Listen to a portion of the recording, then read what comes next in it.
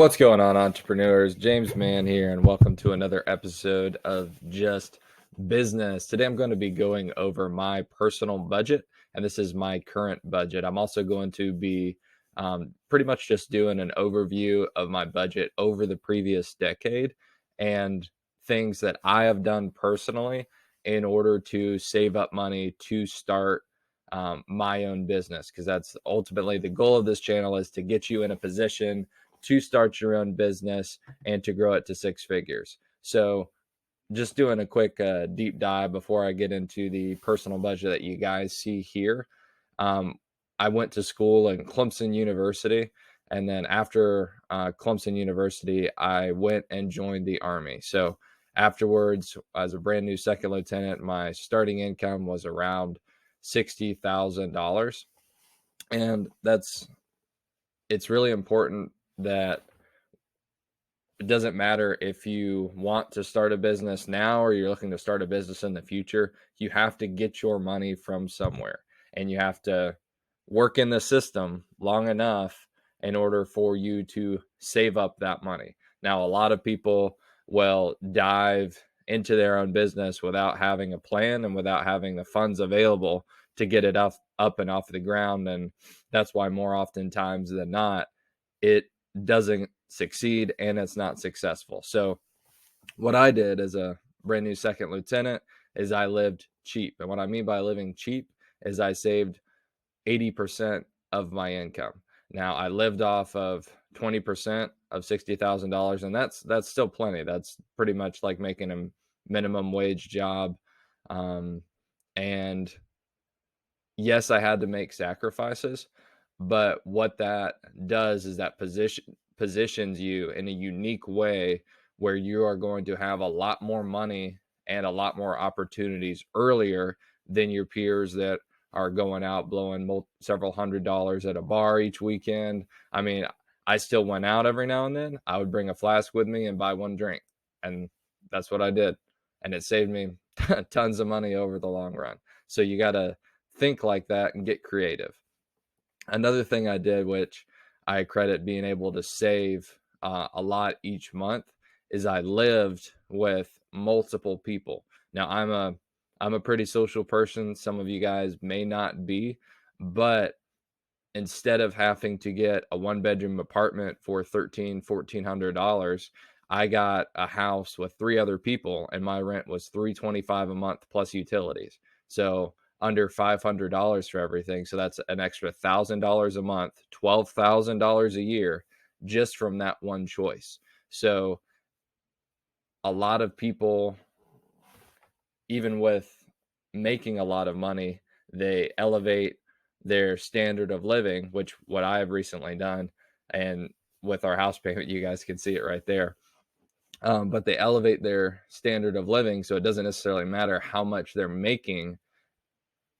What matters is how much you're saving at the end of the day and whatever your goals are. Now, recently my goals have shifted because I just got married, and one of my wife's main priorities was to have a house for our future family. That was really nice, and we wouldn't have to worry about moving. And with the uncertainty of economy, we wanted to lock in a lower interest rate. So we bit the bullet on that.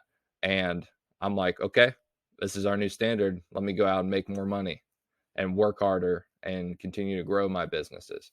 So um, those are some things that you guys can put in your tool bag as far as being able to live below your means and save money no matter how much money you're making. Now, this channel is about your business. So before you start a business, you have to have your own budget dialed in, because a business budget is going to be much more complicated. You're going to have a lot more moving pieces than your personal budget. So master your personal budget, understand where you're spending your money. And you can do this through simple tricks as far as how much am I spending on groceries? Pull out everything you make in cash and then put it in envelopes. That's an old fashioned way of doing it. And see how much goes to the grocery store, how much goes on gas. Do that for a month. And then you'll have a ballpark idea of what your main categories of spending are. And you'll be able to see, holy shit, I spent a lot more on going out to eat than I thought, or wow, my subscription services are much higher than I thought. And then you'll be able to trim the fat off of each one of those specific categories.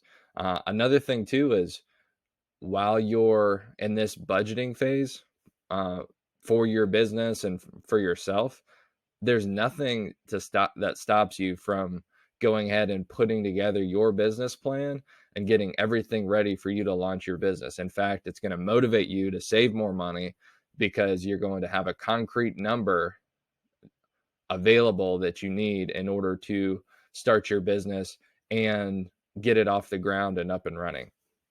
So do as much work as you can ahead of time. So that way, whenever it's come time for you to do the brick and mortar build out for your business, you've already got the business plan ready on the shelf. You can take it off and then you can hit the ground running, focus on construction, and you don't have to worry about it because you've already got 3 employees that want to work for you. You've already got a website. You've already got a lease that's ready to sign. Then all you have to do is start applying your hard earned money in a calculated way that is going to allow your business to be successful and to get quickly up and off the ground. And you can have everything outlined in such detail as far as a step action checklist of, okay, after I sign the lease, what do I have to do? Well, we have to call the power company to get the power. All right, now we got to call the internet. All right, now what do we have to do? All right, I've got to call Clover to get a point of sale system. So outline the 1,000 different things you have to do ahead of time. So that way, whenever it comes time for your build out, you're going to be moving leagues and bounds faster than your competition and faster than your peers. And this exact strategy allowed me to open up an entire restaurant and bar with no prior experience in under 13 weeks. And that includes the build out. It was crazy as hell. And I was sleeping for about 4 or 5 hours a night and literally sleeping in the restaurant and then waking up the next morning and going back to work. But hell, man, that's living. And it was an adventure. And I enjoyed every part of that process.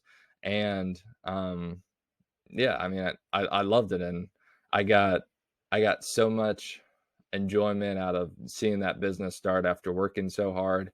And really that's all that business is about at the end of the day is fulfillment and happiness for yourself, your family, your loved ones, and those around you, and financial stability and flexibility.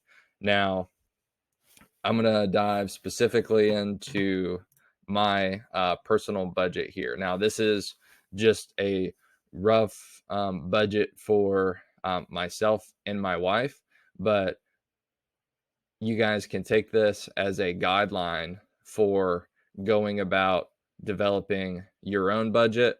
And then I'll do a business one later for how I keep track of my business budget. And I can go into a little bit more of the accounting details, but I have utilities, monthly installments, family budget, subscriptions, investments, monthly expenses, monthly cash flow, and then annual cash flow. And monthly and annual cash flow is important because that is going to forecast how much money you are going to save over a designated time period.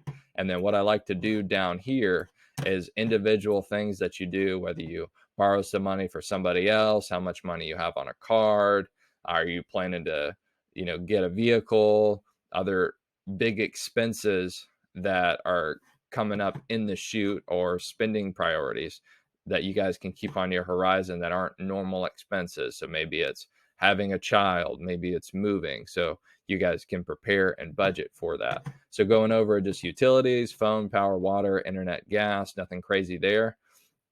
Monthly installments for HOA, mortgage, insurance. Up until about a year ago, I lived with 4 other people, and even making the money I am with all my businesses, I lived with 4 other guys, and I was renting a room for $300 a month, and I was saving almost $5,000 a month, just because I decided to reduce my standard of living. And living with 4 other guys, there's nothing wrong with that. I did that while I was in college, so what's wrong with doing it when I'm 28 years old trying to build businesses and grow a business empire? There's nothing wrong with that. So live below your means, save up a ton of money so that when the time's right, you can drop a ton of money on a house, you can afford a big mortgage, and you can make your wife happy. But that's beside the point.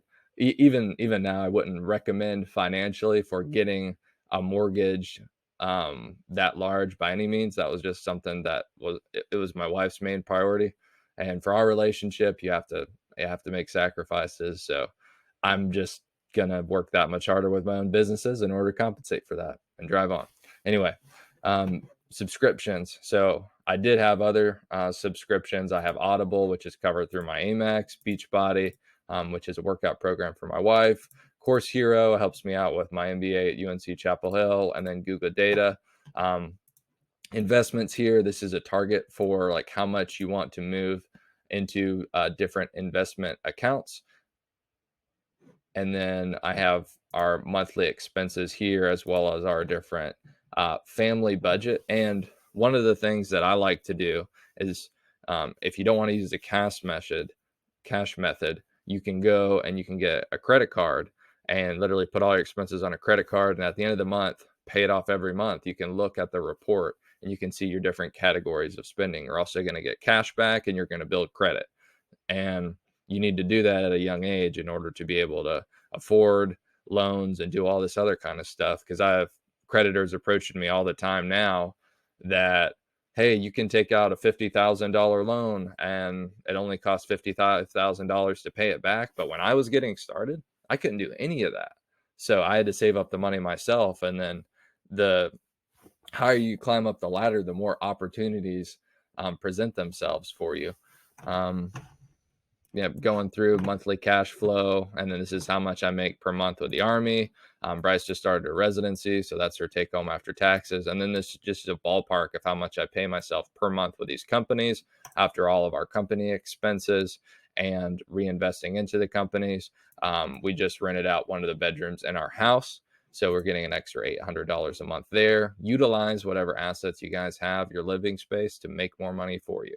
And then here we have our expenses, and then this is monthly cash flow for us, and we can apply that money really wherever we want to, as far as our investments, additional business adventures. I'm looking to open up a bar and arcade. I've also got a board game that I'm designing with an artist that I'm going to be launching on Amazon. So I get to put a whole bunch of hard-earned money toward those businesses that are going to continue to pay myself in the future. So hope you guys took a lot out of this and really realize that master your personal budget first. And then once you do that, move on to your business budget while you're working on your personal budget. Dive into your business plan, do research for your business. It's fun, it's exciting, and it gives you a reason to wake up every morning because you're building a business that is going to pay you for years to come. I'm going to do another video that goes into more detail about a monthly brick and mortar cost analysis. So make sure to check that out. If you haven't already, please like and subscribe, and I'll see you in the next video.